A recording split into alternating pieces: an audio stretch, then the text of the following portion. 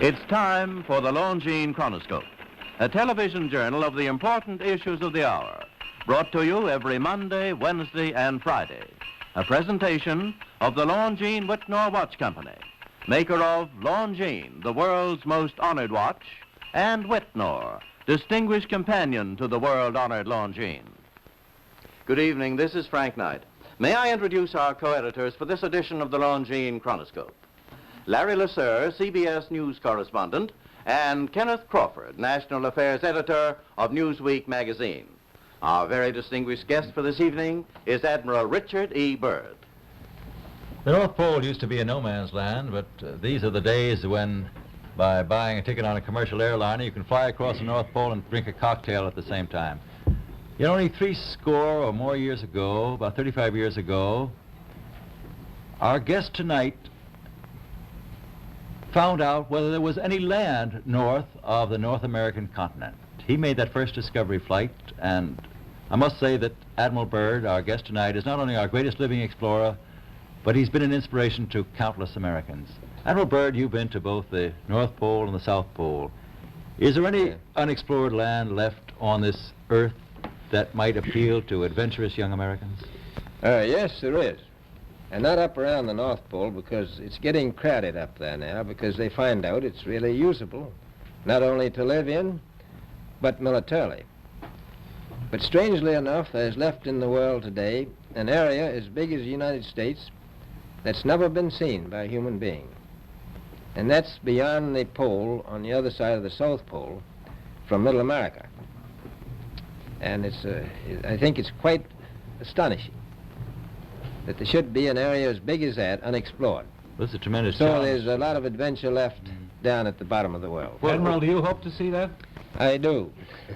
Well, Admiral, Yeah. would you say that since you've been to both the extremities of Earth, are these expeditions to such far-off places, are they getting easier because of modern techniques, or is danger still close at hand?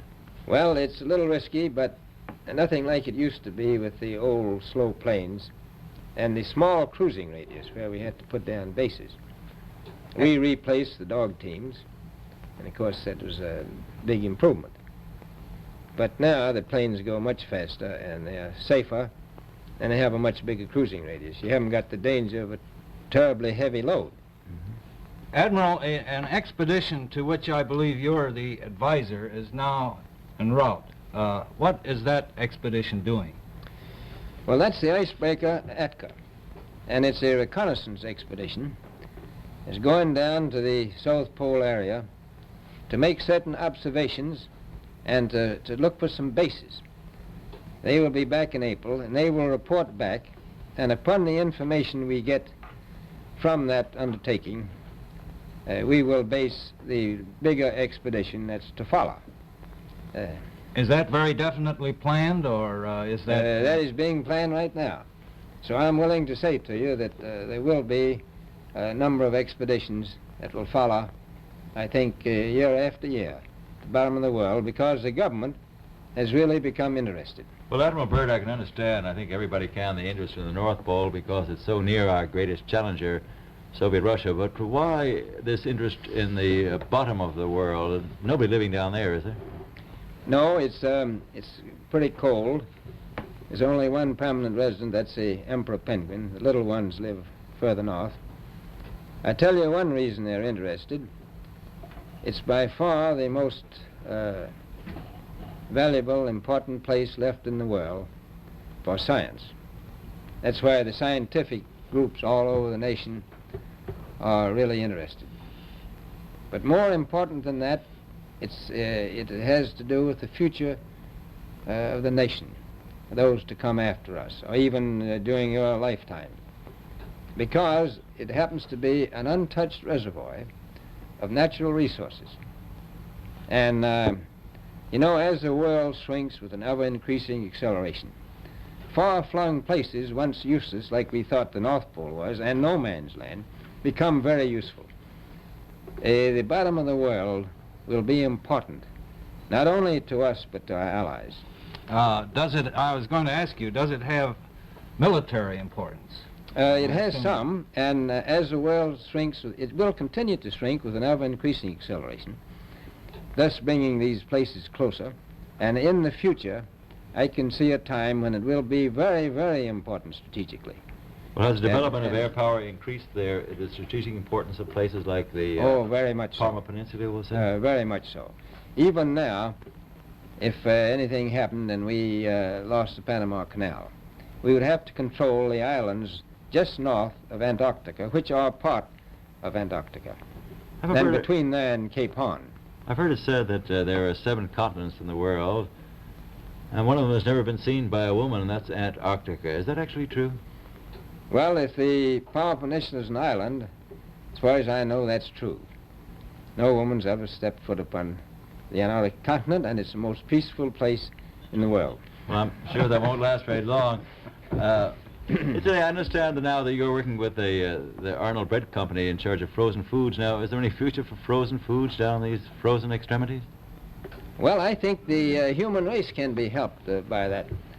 This was thought out by Dean Arnold, who's, in my opinion, a great humanitarian.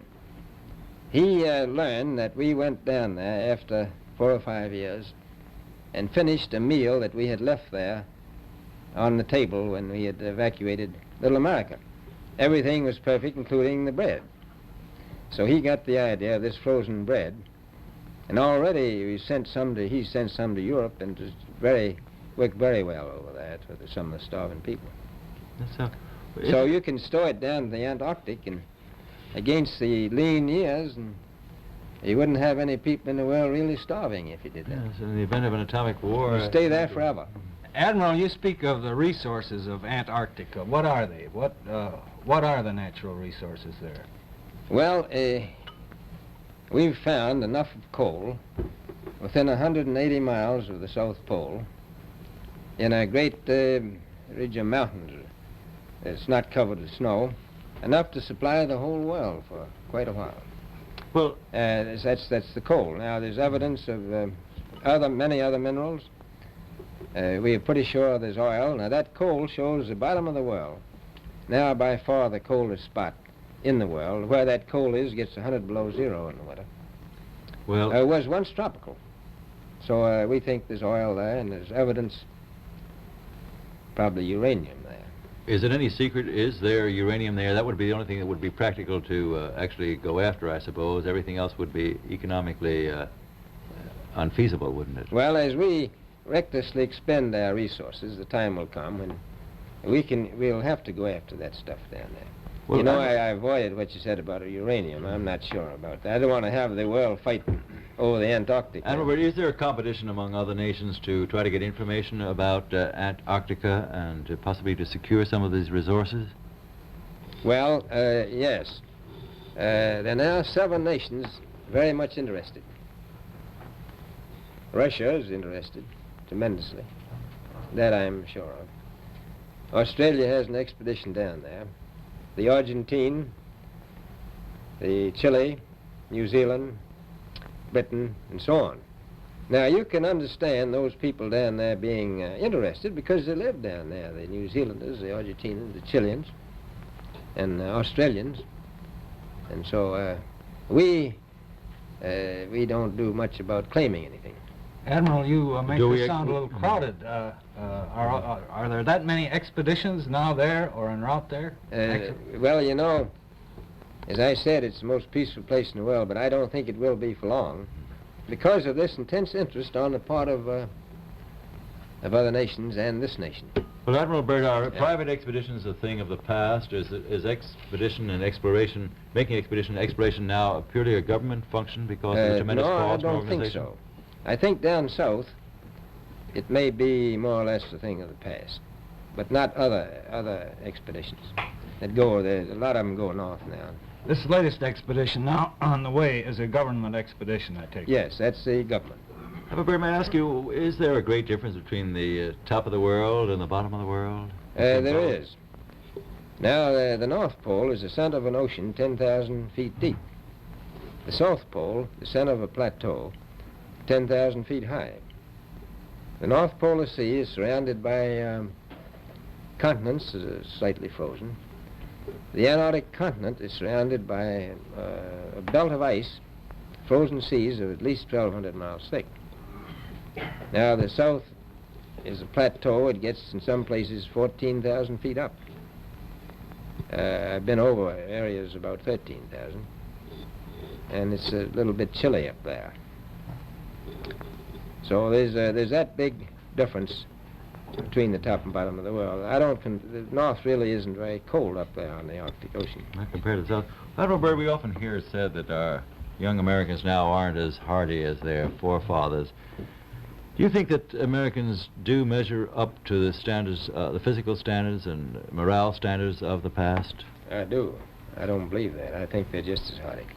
Well, what would you say was the most valuable factor on an expedition? Is it morale, or physical courage, or is it sheer equipment? Well, I've always thought that loyalty was by far the most important trait. The British told me that when I first went down in 28 that I couldn't possibly get through the winter night without a mutiny if I took more than 20 men. But to serve science, I had to take 42 men. And then I took 56 the next time, and so on. And I did find that loyalty was the most important thing during the winter night when it's very hard on your nerves. I think that's best trait. Well, that's a very valuable characteristic at any time. Well, thank you very much, Admiral Byrd. It's been a great pleasure to have you here tonight. It's a pleasure to be with you. Yes. The opinions expressed on the Longines Chronoscope were those of the speakers. The editorial board for this edition of the Longines Chronoscope was Larry Lasser and Kenneth Crawford. Our distinguished guest was Admiral Rechard E Byrd. A Longines watch makes the most perfect Christmas gift. It has beauty, elegance, and enduring quality, and a universal reputation as just about the finest of the world's watches. Now, actually, barring accident or abuse, the Longines watch that you give this Christmas will be better than new after 5 or even 10 years of daily use. Time holds no terrors for a Longines. The exquisitely finished watch movement defies normal wear and friction, achieves unsurpassed timekeeping accuracy and reliability. Thus does Longines inner quality match Longines outer elegance. Among the finest watches of the world, only Longines watches have won 10 World's Fair grand prizes, 28 gold medals, highest honors for accuracy in fields of precise timing. Cased in precious metals, styled in the best of good taste, a Longines watch is a joy to own, an enduring symbol of your affection, the perfect Christmas gift. Yet, you may buy and proudly give a Longines watch this Christmas for as little as $71.50. Visit your Longines Whitnor Jeweler Agency and make your selection. Longines, the world's most honored watch, the world's most honored Christmas gift. Premier product of the Longines Whitnor Watch Company. Since 1866, maker of watches of the highest character.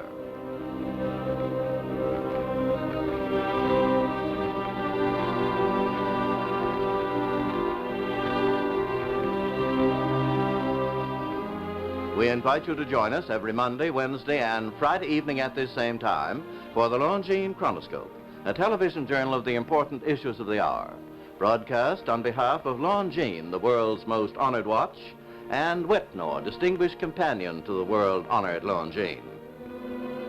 This is Frank Knight, reminding you that Longines and Whitnor watches are sold and serviced from coast to coast by more than 4,000 leading jewelers who proudly display this emblem. Agency for Longines Whitnor watches.